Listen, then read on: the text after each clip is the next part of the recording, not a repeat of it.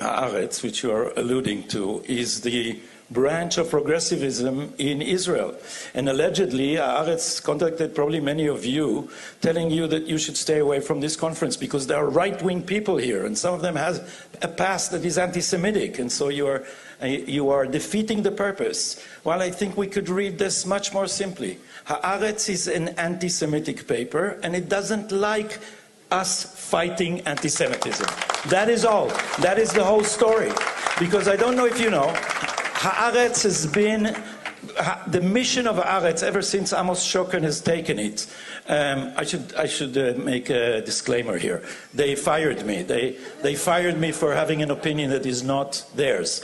Freedom of speech. Freedom of speech. Amos Shokan said Gaddi Taub's opinions are illegitimate and should not be heard because I supported the reform. Half of the country is illegitimate in the eyes of the elite, and this is the essence of progressivism, right? Because what the progressives, the progressive way to defend democracy is to paralyze citizens, because citizens, in their opinion, are the greatest danger to the democratic form of government. So Haaretz has been systematically undermining Zionism, and the enmity between progressivism and Zionism is central. It's essential, and you cannot bypass it, because in the progressive worldview, justice is identified with weakness.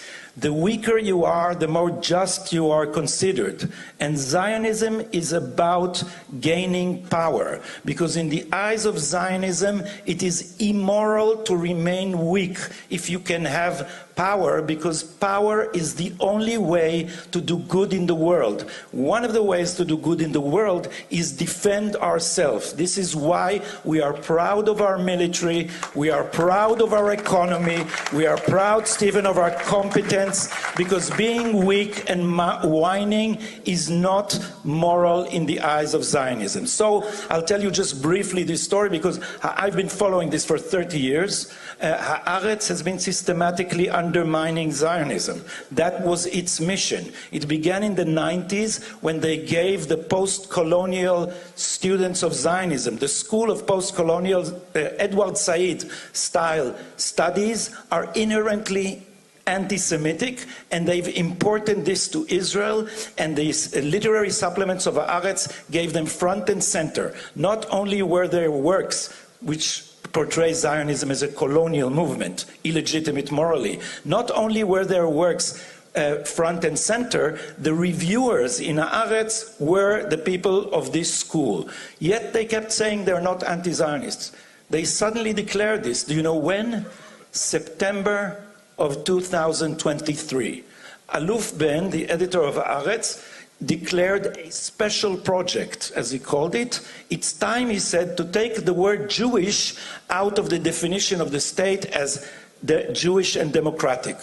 It will remain only democratic. Why did he suddenly confess what Haaretz has been doing for so long? Because the reform was defeated, and the Supreme Court was further empowered. And the only way to make this state not Jewish is to annihilate democracy.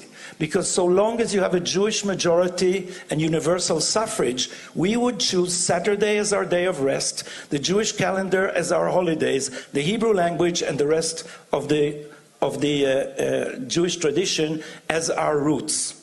And then the project was shelved, because 2.5 weeks later was October 7th. And then it would be a hard sell for Jews to say that you don't need a Jewish state. But Aluf Ben was angling for a way to cancel the Jewish character of the state of Israel via a minority that rules the Supreme Court, and our Supreme Court is progressive. The opinion of the judges of the Supreme Court is about the same as Meretz, which didn't make it to the parliament because they didn't pass the threshold. So it's a tiny progressive minority opinion, and the editor of Haaretz saw an opportunity to impose the state of all its citizens to cancel the Jewish character of the state via the Supreme Court by striking down the law that defines the national character of Israel. He could only do it after the defeat of democracy. Now this project has been shelved. Thank you. One sentence. Do not apologize but attack. When they blame us for racism, thank you, don't explain and don't apologize. Blame them for racism because they are the autoimmune disease by which racism has re-entered our culture, and we should call them out instead of apologizing ourselves. Thank you.